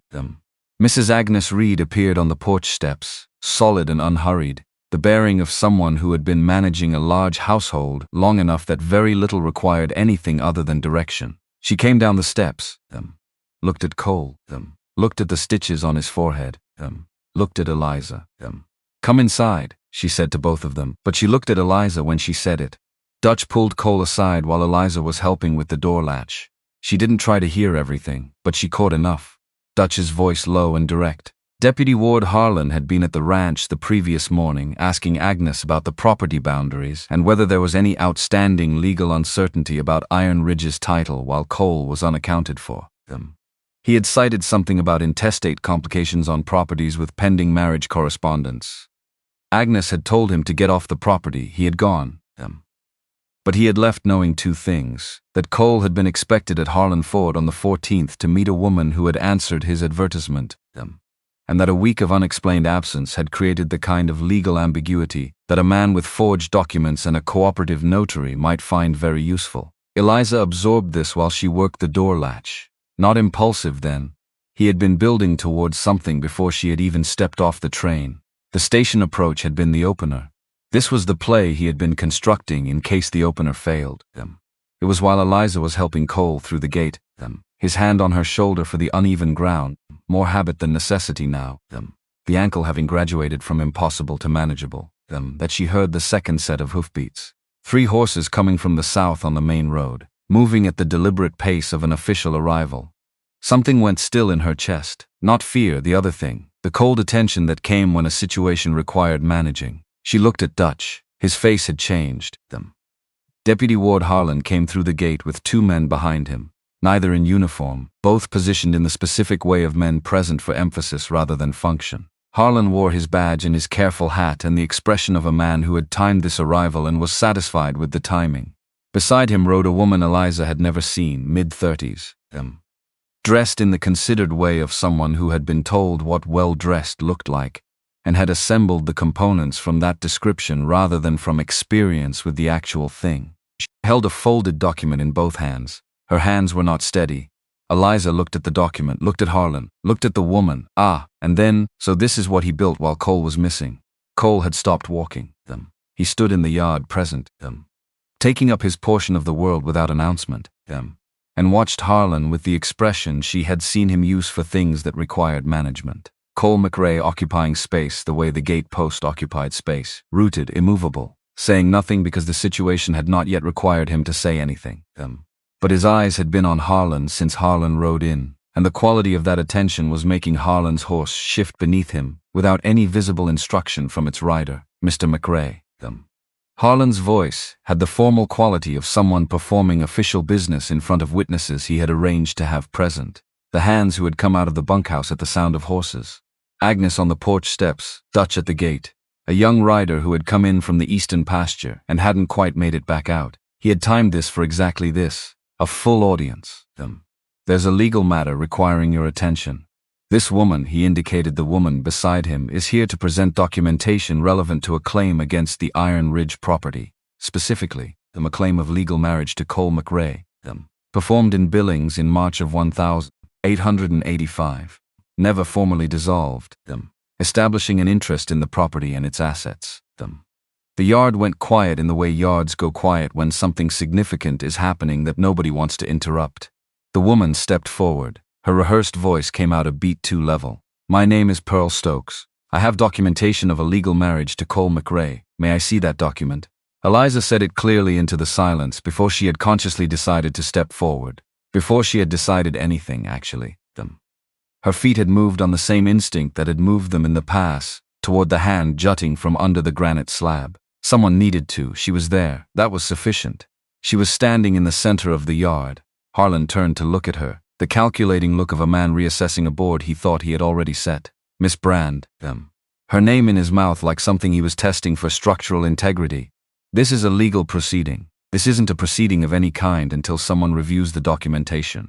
She held her hand out toward Pearl Stokes, not toward Harlan, toward the woman holding the paper. She looked at Pearl directly, not at the badge, not at the hat, at the woman's face where the uncertainty was visible to anyone paying attention. May I? Pearl Stokes looked at Harlan. Harlan said nothing. The woman looked back at Eliza, and something in Eliza's expression, the absolute unhurried absence of any expectation other than that the document would be handed over, made Pearl hand it over. Eliza unfolded it. Read it the way she read everything that mattered, not skimming, not performing the act of reading. Actually reading line by line, letting each sentence arrive before moving to the next. March 1885, Billings, Montana Territory. A ceremony performed by a minister named Harold Lowe, apparently deceased. A notary seal in the lower right corner. The name of the notary stamped in the seal's center, Wade Creel. She held the document. Let the name settle into its proper place alongside the other things she knew. She had read that name 4 days ago in the Iron Ridge outpost cabin in a piece of correspondence filed in the wrong box, the supply inventory rather than the correspondence box. An error she had corrected on the second morning while organizing the cabin. The letter was from the Federal Marshal's District Office, addressed to C. McRae, dated 6 months prior. It informed him that one Wade Creel, notary formerly operating in Billings and 3 surrounding counties, had been arrested on charges of document forgery across multiple jurisdictions and was currently held at the Billings County Jailhouse awaiting trial. She had read it, filed it correctly, and moved on to the next item in the stack. She had not mentioned it to Cole because at the time it had not seemed connected to anything immediate. Now it was the most connected thing she knew. She looked up from the document. The yard watched her, the hands, Agnes on the steps, Dutch at the gate with his arms crossed, the young rider who had stopped pretending to leave. Harlan with the specific expression of a man who has realized something has gone wrong but has not yet identified exactly where. This seal was made by a man named Wade Creel. She said it without heat, without theater. Information presented plainly, the way information deserved to be presented when it was doing sufficient work on its own. Who has been in the Billings County Jailhouse since March of this year, charged with the identical crime he committed to produce this document. Forging legal seals. She looked at Harlan. I know this because Iron Ridge Ranch received a letter from the Federal Marshal's District Office 6 months ago informing Mr. McRae of the arrest.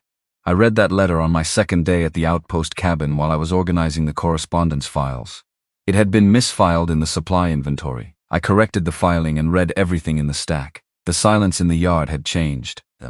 From the silence of an audience to the silence of something being processed. Furthermore, she said it because she had started and she intended to finish. This document is dated March of 1885. Specifically March 9th through 11th, the dates listed for the ceremony and the filing. She looked at Dutch. He looked back with an expression she could not read except that it was not disapproving. Iron Ridge Ranch's foreman keeps travel expenditure ledgers organized by month and year. I reviewed the March 1885 ledger while helping Mr. Bowman with a discrepancy in the quarterly figures during my first week at the ranch, at his request while Mr. McRae was unavailable. Dutch's expression remained exactly what it was, neither confirming nor denying. The expression of a man who had been with the McRae family long enough to know when to let something unfold without interference. The March 1885 ledger shows travel expenses for a cattle exchange in Cheyenne, Wyoming, from March 3rd through March 22nd, receipts included. She held the document out toward Pearl Stokes, not dropped, extended. The way you return something to its owner when you have determined it has no value. Mr. McRae was in Wyoming for the entirety of the dates this document claims a ceremony took place in Montana. Then Pearl Stokes moved. She looked at the document, looked at Harlan, looked at Eliza with the expression of a woman who has been told a job would be simpler than it turned out to be, and has run the calculation on what loyalty to the person who told her that is actually worth. She dropped the document in the dirt, got back on her horse, rode out through the gate without looking at anyone. One of Harlan's flanking men followed immediately. The other waited 4 seconds, long enough to be readable, then followed. Harlan sat his horse alone in the yard of Iron Ridge Ranch. The forged document in the dirt, 4 decades of a man's work visible in every direction. The woman he had been using as a lever gone back down the road. He looked at Eliza. She looked back. He looked at Cole. Cole had not moved or spoken since Eliza stepped forward. He had been standing 10 feet behind and to her right the entire time, and he had stood there the way the gate post stood, present, saying nothing because the situation had not required it. But his eyes had been on Harlan since Harlan rode in, and that quality of attention, steady and without expression, the attention of a man with 40,000 acres and 3 generations of dead kin behind him and no particular hurry about anything, was making Harlan's horse shift and shift again. From the road outside came the sound of another horse. Sheriff Cal Denton rode through the gate, large and unhurried, wearing the comfortable authority of a man who had been settling disputes in Bitterroot County for 20 years and had gotten efficient at reading which ones would resolve themselves and which ones needed a hand. He came through the gate, took one look at the scene, the document in the dirt, Harlan alone on his horse, the yard full of witnesses, Eliza standing in the center of it, and said with the weary familiarity of a man who had been saying a particular name in cleanup situations for longer than he cared to count Ward, step down. We need to talk. Harlan looked at the yard one more time, at Eliza, at Cole, at Dutch at the gate with his arms crossed and the expression of a man who had been waiting for this specific conversation for some time, at the document in the dirt, which was the end of every version of this that had seemed possible when he rode in. He stepped down. He went with the sheriff. He did not look back. Eliza picked up the forged document, folded it, walked to where Dutch was standing and held it out to him. That should go to the marshal's office, she said, along with the letter in the correspondence file at the outpost cabin, which I resealed after reading. Dutch took the document, looked at her for a long moment.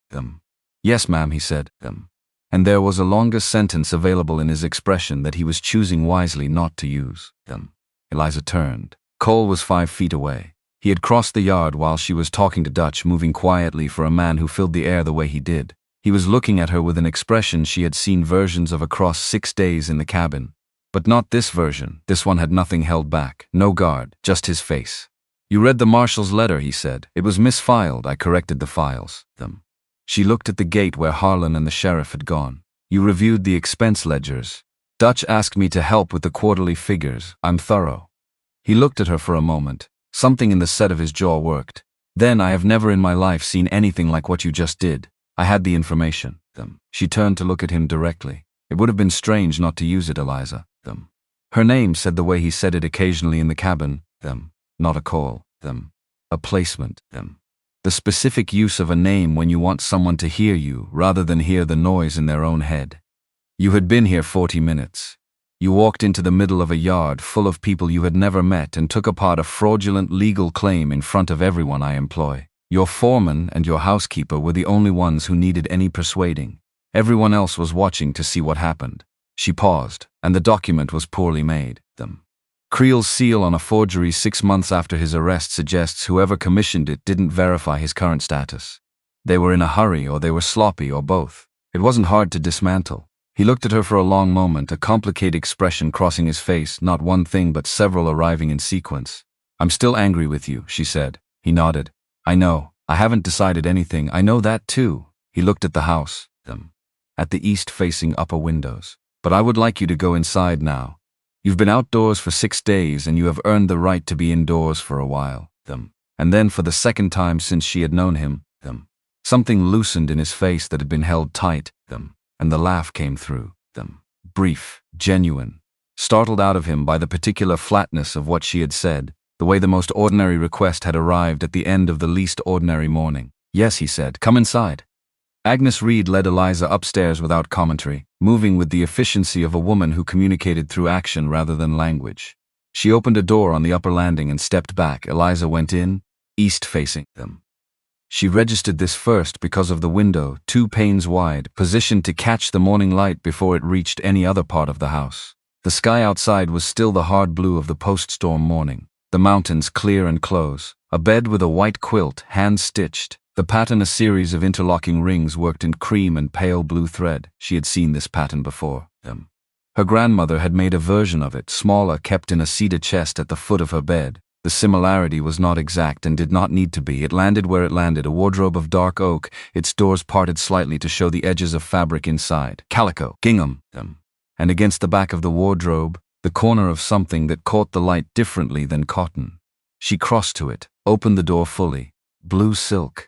A dress cut simply, without excess, the kind of thing made by someone who understood that well-made and complicated were not the same category. A washstand with a porcelain basin, a cake of soap beside it. She leaned close. Lavender, not the aggressive imitation of the thing. The actual thing, faint and real. A rocking chair positioned at the window's angle. He had prepared this room for a woman he had never met. Based on 3 letters and 47 words, and whatever he had been able to construct from what she told him about herself, which was not she acknowledged very much. And yet the soap was lavender and not rose, which was what most people assumed women wanted. The dress in the wardrobe was blue silk but also simple calico, which meant he had thought about what she might actually want to wear rather than what would look impressive. The rocking chair was at the window, not against the wall, positioned for someone who might want to look out rather than in. He had thought about her specifically, not a generic woman arriving to fill a function. The particular woman who had written about her mother's handwriting and said she was uninteresting at most things and asked for nothing beyond a fair chance. Eliza stood in the middle of the room for a long time. She was angry. She needed to hold that clearly before she did anything else. Not furious, not the hot, sharp anger that burned fast and was mostly fear in different clothes. The slower kind, the kind that came from having been treated as something to be studied rather than someone to be known. From having given everything she had to give in that cabin, her time, her skills, her sleep, her mother's knowledge, without being given the basic honesty of who she was giving it to. She was also, and this required the same clear-eyed acknowledgement, something else entirely. She had known for 5 of the 6 days. She had watched him carry the weight of what he wasn't saying, and had measured the care he took with everything she gave him, and had made, over those 5 days, a set of observations that sat alongside the anger without canceling it. Both things were true. That was the actual situation. The knock came an hour later. She had washed her face at the porcelain basin, the water cold and clean. She had combed the travel from her hair. She had taken one of the calico dresses from the wardrobe and found it fit well enough to confirm that someone had been paying attention to her letters in more ways than one. She looked at herself in the mirror above the washstand. Her face was thinner than it had been in Columbus. Her eyes were the same. Her mother's eyes, dark and direct, belonging to a woman who looked at things long enough to see them as they were rather than as they had been arranged to appear. "Come in," she said. Cole stood in the doorway. He had washed, the days of the cabin and the trail gone from him, and changed into a clean shirt. He held his hat at his side rather than in his hands. She noticed the distinction. He came in, sat at the end of the bed, practical and not presumptuous. The room had 1 chair and she was in it. He held the hat beside him. He looked at the floor for a moment, at a knot in the pine board, the particular non-focus of a man organizing what he needs to say and how to say it precisely enough to be worth saying. 3 years back, he began. Not from the beginning she had expected. Not Sylvia Marsh. Not the advertisement. Not the train ticket. Further, Ruth had been gone 4 months. The ranch was running because Dutch ran it, and I went through the motions beside him. I couldn't find the center of the day. He paused. Dutch told me I needed to decide something. Not about the ranch. About what I was going to do with the part of my life that wasn't the ranch. He set the hat on the bed beside him. He said a man who stopped building anything outside of work would eventually stop finding reasons to do the work. He'd seen it before. Men who outlived the people they'd been working toward. He told me to place an advertisement. I said it was too soon. He said he wasn't suggesting I replace Ruth. He was suggesting I give myself a reason to come in for supper, so I placed one. Then Sylvia happened. Then I didn't place another for 18 months. And when I did it the way you do something you've decided to do but aren't willing to be hopeful about. He looked at his hat on the bed. Your letter was the 44th I received. I read it on a Tuesday evening in November, sitting at the kitchen table after the hands had gone in for the night. I read it twice, put it down, picked it up, and read it again. Why? Because it was the first letter in 43 that didn't tell me what the writer thought I wanted to hear. He looked at her.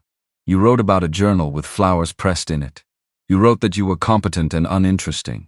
You wrote that you expected a fair chance and nothing beyond it. You didn't tell me what your hair looked like or how well you cooked or what you could offer a man in your situation. His voice had gone to the quiet register she had heard it reach in the cabin. You wrote like someone who had decided that whatever she was, I could either want it or not, and that was the only worthwhile basis for the whole enterprise. Eliza said nothing. She remembered writing that letter. She remembered thinking she was probably writing herself out of a response by being too direct and not particularly caring. I wrote back the same night, he said. I meant every word. I know. She looked at him, I could tell. He looked at her for a moment with something in his face she had not seen in precisely this form before. Something that had gotten to the other side of a door it had been standing in front of for a long time. How long have you known who I was? The second morning. She said it without hesitation, because the time for managing the delivery was past. The letters above the cabin door. Your horse and the marks in the pass going south on September 14th. The way you looked when I said Iron Ridge Ranch and needed a beat to construct your response. She looked at the window. I decided to wait. I wanted to see how you held what I gave you. He was very still. You held it carefully. She turned back to him. You didn't use it. You didn't bank it. You carried it like something you were trying to figure out how to return. She paused. That mattered. He exhaled. Long, uneven. The release of something held at considerable cost over considerable time. I should have told you the first morning, he said. Yes, I was afraid. I know. That's not an excuse. I know that too. And you know it, which is why you haven't tried to make it one. She looked at him steadily. I'm angry, Cole. I want to be clear about that because it's true, and because I think you deserve to know what's actually true, rather than a managed version of it.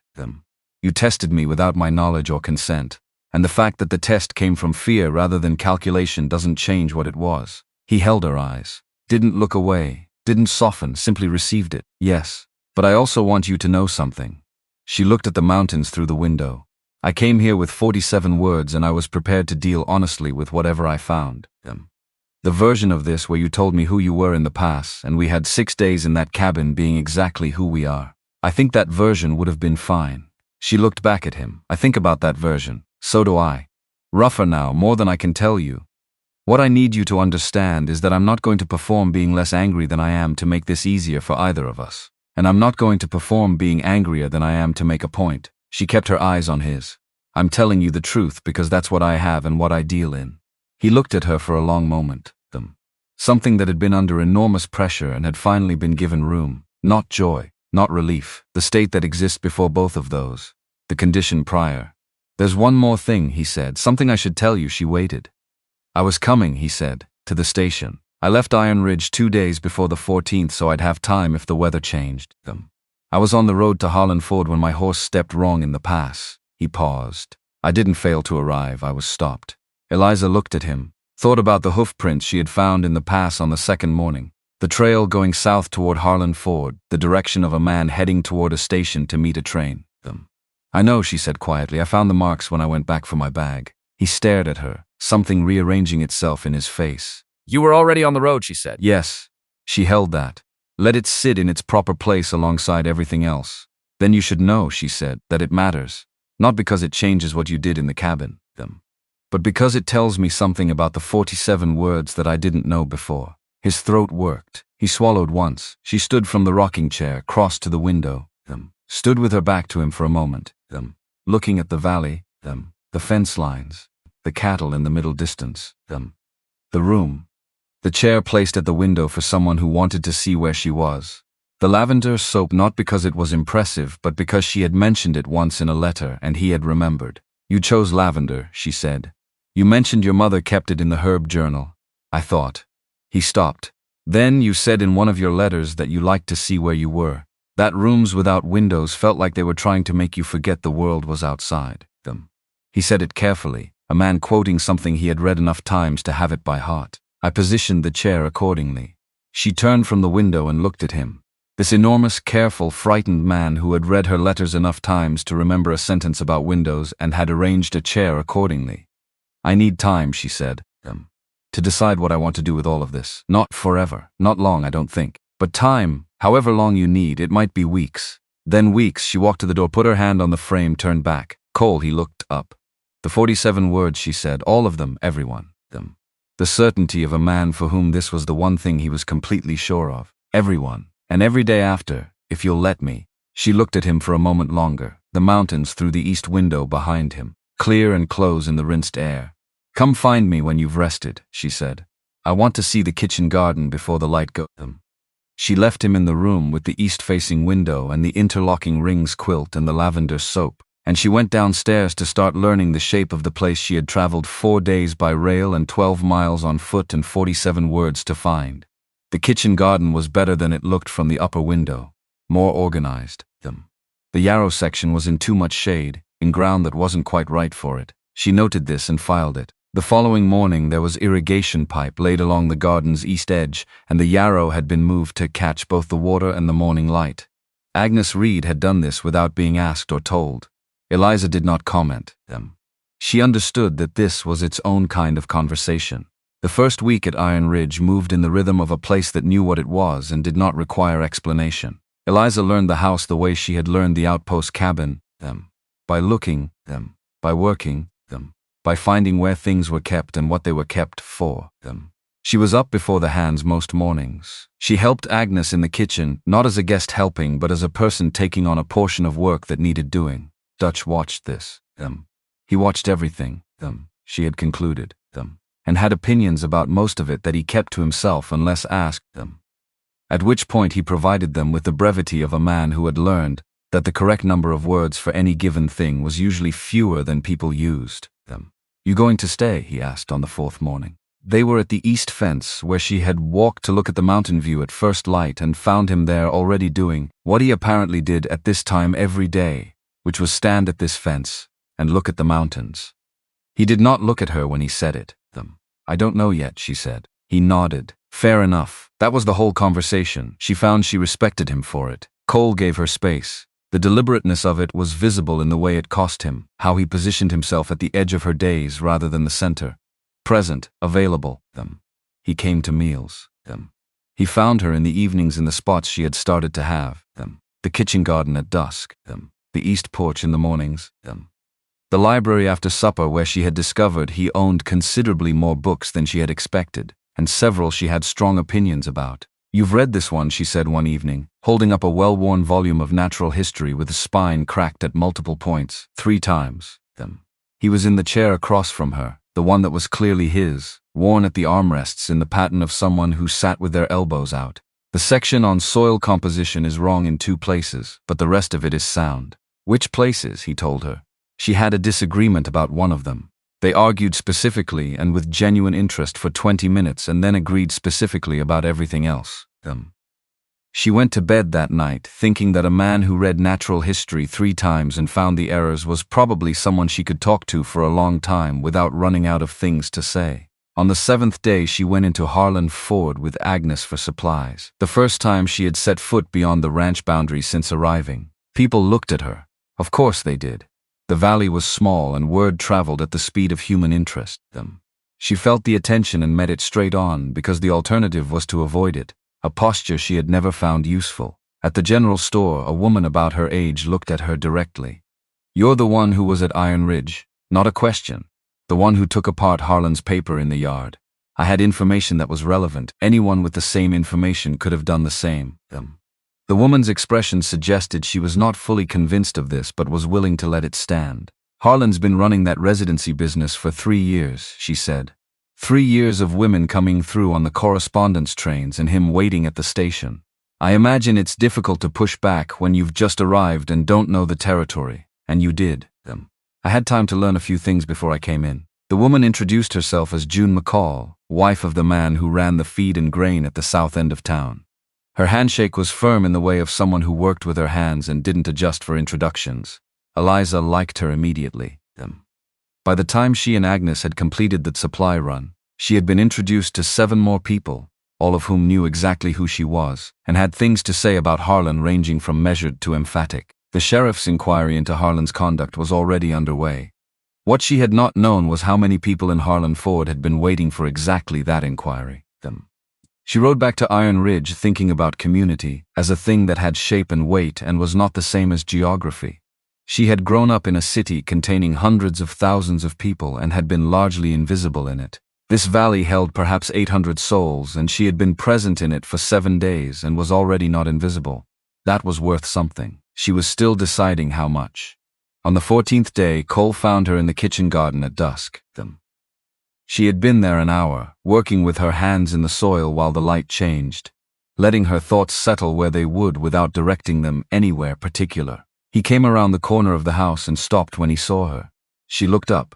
"I have something to tell you," he said. "The last thing, the one I haven't said." She sat back on her heels and looked at him. He came to where she was and crouched down beside the yarrow she had relocated to the better light. He looked at the plant rather than at her. "Dutch said something to me the morning I left for Harlan Ford," he said, "before I rode out.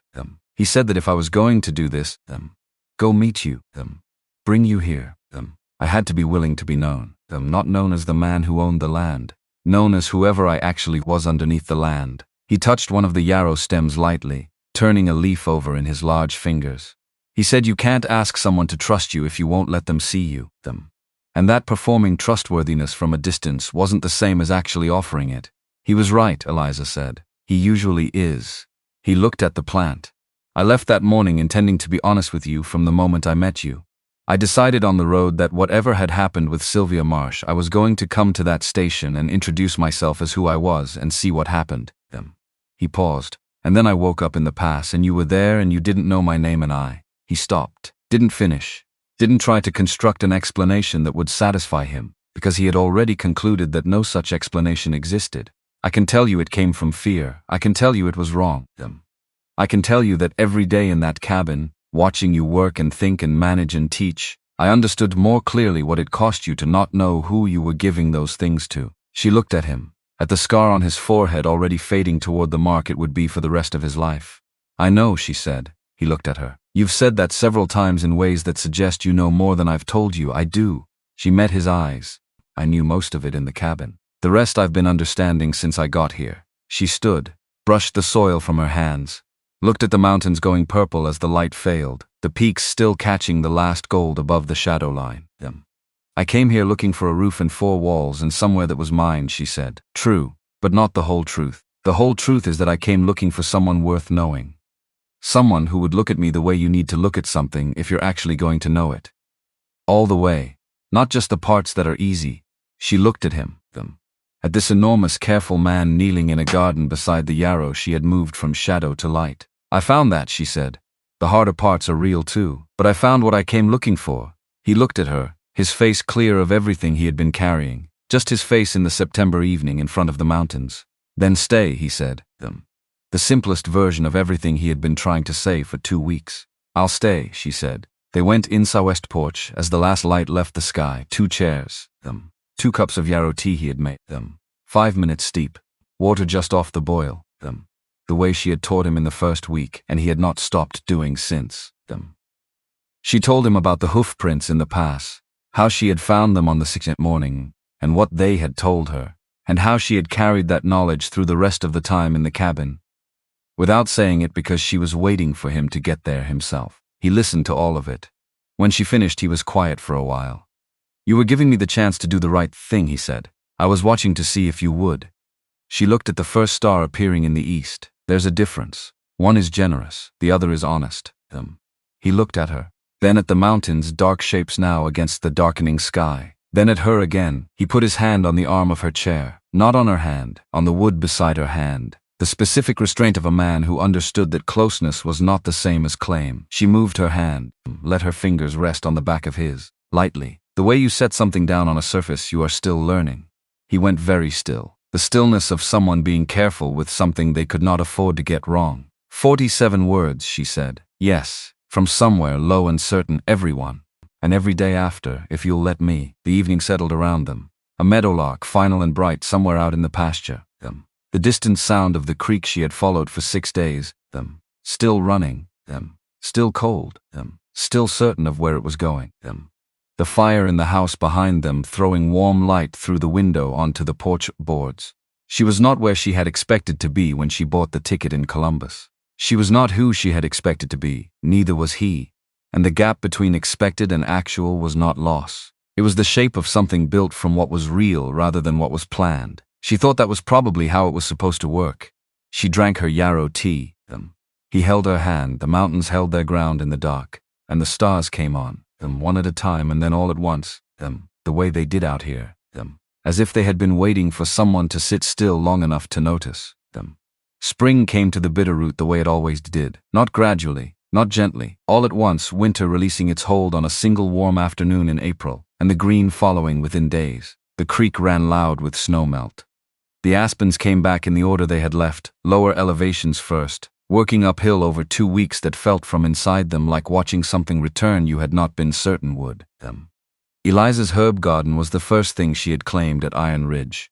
The south-facing patch behind the kitchen, where the roof runoff kept the soil workable through early frosts. She had prepared it in October, spent the winter reviewing seed catalogs through the Harlan Ford Post, ordered what arrived in late March from a grower in Missouri.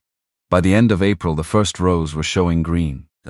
She was on her knees between the yarrow and the dock on a Tuesday morning when she stopped working, set down the trowel, put both hands flat against the earth for a moment, feeling the warmth the soil had stored, how far down it went now, how it was no longer only surface warmth but something deeper and more reliable. Then she moved one hand to the front of her apron and held it there, still, listening. Dutch came around the corner of the house with a post he was carrying to the lower pasture fence. He stopped when he saw her. He looked at her hands, at where they were, at the expression on her face. He had been with the McRae family long enough to read what he was looking at. "Morning, Mrs. McRae," he said, the same voice he used for everything. "Preceding morning, Dutch," she said. He went on with his post. Neither of them said anything more about it. She stayed in the garden a while longer, her hands in the soil, the yarrow coming in strong this year, in the right location, with the right light and the right water. The dark earth settled around the roots as if it had always been this way. She thought about her mother standing at the stove in the Columbus boarding house, about a pressed flower inside a journal now on the library shelf beside the natural history book with its 2 wrong sections. About a train ticket bought on the strength of 47 words and a valise with 3 working latches and a mountain pass in September, and a hand reaching up from under a granite slab. Keep moving forward. Her mother's voice, exact and clear, the way the voices of the dead could be when you had learned them well enough. The Lord helps those who help themselves, and she had. Coal came out at dusk with 2 yarrow tea, dried leaves steeped 5 minutes, not more, water just off the boil, and he had been making it without being asked ever since the first week. The way he had started doing other things she had mentioned once and hadn't mentioned again. He sat on the low fence beside the garden and handed her a cup. She took it and stood beside him, and they looked at the mountains in the last light. After a while she set her cup on the fence post and took his free hand and placed it flat against the front of her apron. His enormous hand. The hand that had closed around her wrist in the dark of the fever night and held on. The hand that had lain flat on the blanket and received half a stale biscuit from a woman who didn't know his name. The hand that had held a stem of yarrow with the precision of someone learning something worth learning. She placed it there and held it there with both of hers. He felt what she was telling him. She watched the knowledge arrive in his face, the moment it landed, the moment it settled, and then the thing that opened behind it. Something she had seen glimpses of across the months. Now all of it at once. "Oh," he said, one word, just that. And then, like a man hearing something he had been listening for, without knowing he was listening, oh, different. The second time entirely different. His hand stayed where she had placed it. She kept hers over it. Above them the first stars were appearing in the east. The same stars she had watched from the porch in September. Arriving in the same order. The bitterroot sky doing what it always did. Vast and precise and perfectly indifferent to everything happening on the ground below it, and therefore the ideal backdrop for all of it. We have more to build, she said. Always. His voice from somewhere she had been learning the location of all winter. More to build. Always more. He said it without complaint. The voice of a man who had figured out that the ongoing work was not the obstacle to the thing. It was the thing. She looked at the mountains. He looked at her. The garden gave off the sharp, clean smell of growing things doing exactly what they were made to do. Behind them the house was lit and warm. Her mother's journal on the library shelf. The rocking chair at the east window, positioned for someone who wanted to see where they were. The 47 words in the drawer beside the bed. Worn soft at the folds from handling. Read so many times the crease lines had become part of the paper itself. Still true. Everyone still true, and now the beginning of a longer story than 47 words could hold.